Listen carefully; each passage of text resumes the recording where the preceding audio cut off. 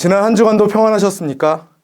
지난 한 주간 하나님의 뜻에 따라 부모님이나 선생님들의 권위를 인정하며 사셨는지 궁금하군요. 하나님께서 세우신 권세에 복종하기를 힘쓰시기 바랍니다.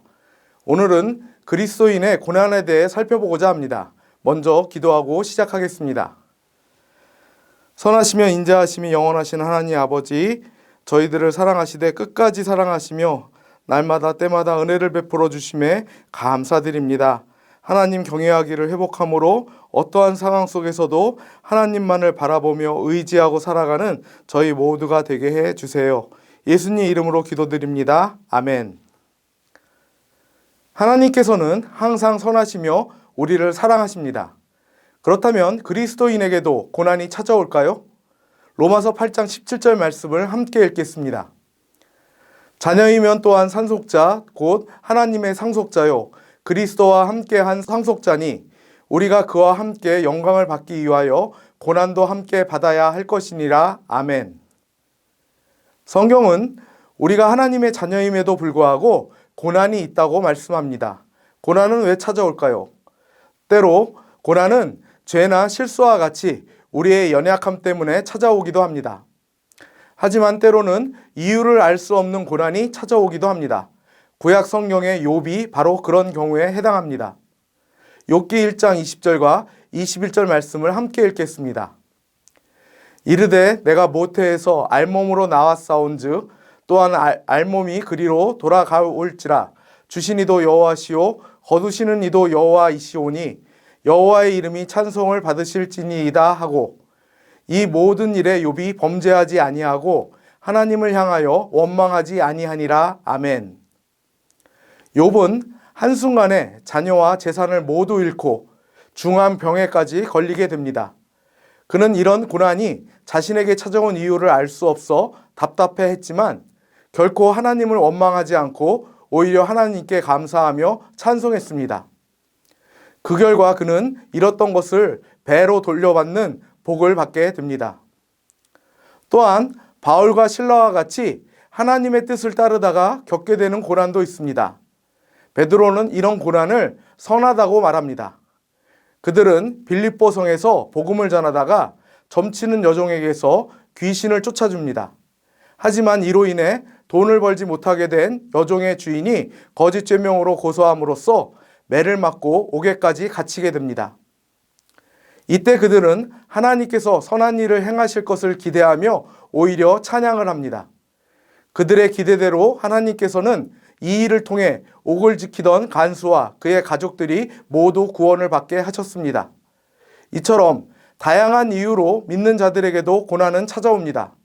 그렇다면 고난 중에 있는 우리를 향한 하나님의 뜻은 무엇일까요? 데살로니가전서 5장 18절 말씀을 함께 읽겠습니다. 우리가 알거니와 하나님을 사랑하는 자 곧 그의 뜻대로 부르심을 입은 자들에게는 모든 것이 합력하여 선을 이루느니라. 아멘. 하나님을 우리 인생의 주인으로 모시지 않고 우리가 그 자리를 차지한다면 우리는 편안하고 즐겁고 자연스럽고 쉽고 예측할 수 있는 것을 선으로 규정하게 됩니다. 따라서 고난이 찾아오면 하나님의 선하심을 의심하게 되고 불평하게 됩니다. 이는 우리가 하나님과 같이 처음과 끝을 온전히 꿰뚫어 보지 못하고 눈앞의 상황으로만 판단하기 때문입니다. 하지만 하나님께서 우리의 어떤 문제보다도 크시고 나를 여전히 사랑하시며 지금도 나를 위해 일하고 계시다는 것을 깨달을 때 우리는 범사에 감사할 수 있습니다. 그렇다면 고난은 무익하기만 할까요? 그렇지 않습니다. 고난이 주는 유익도 있습니다. 베드로전서 4장 19절 말씀을 함께 읽겠습니다. 그러므로 하나님의 뜻대로 고난을 받는 자들은 또한 선을 행하는 가운데 그 영혼을 미쁘신 창조주께 의탁할지어다. 아멘. 고난을 통해 우리는 하나님께 더욱 주의를 집중하게 됩니다. 요나서 3장 4절 말씀을 함께 읽겠습니다.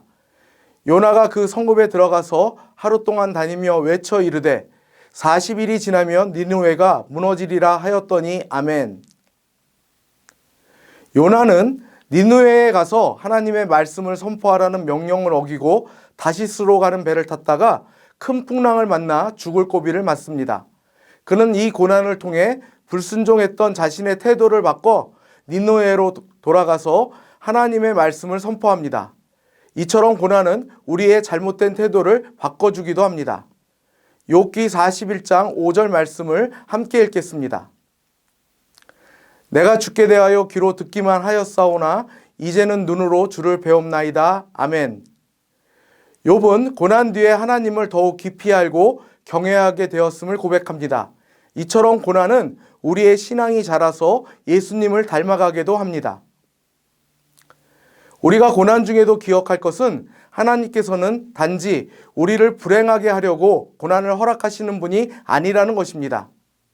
하나님께서는 갑자기 아르바이트 자리를 잃게 된다든지 몸에 부상을 당한다든지 어려운 상황에 맞닥뜨리게 될 때 우리가 그분께 주의를 집중하고 베풀어 주실 은혜를 기대하며 기도하고 감사하기를 기대하십니다.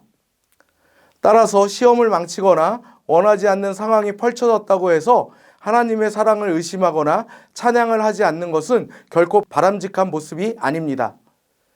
자아를 경외하는 자는 자신 스스로 인생의 문제를 해결해야 합니다. 따라서 작은 문제 앞에서는 교만하고 큰 문제들 앞에서는 두려워서 떱니다. 하지만 하나님을 경외하는 자는 하나님께 모든 것을 맡기기 때문에 우쭐대지도 않고 두려움에 휩싸이지도 않습니다. 따라서 힘써 하나님을 알아감으로써 하나님 경외하기를 회복하시기 바랍니다. 그리고 경이로우신 하나님과 함께 우리 앞에 고난 역시 넉넉히 이기고 승리하는 저와 여러분 되기를 바랍니다. 감사합니다.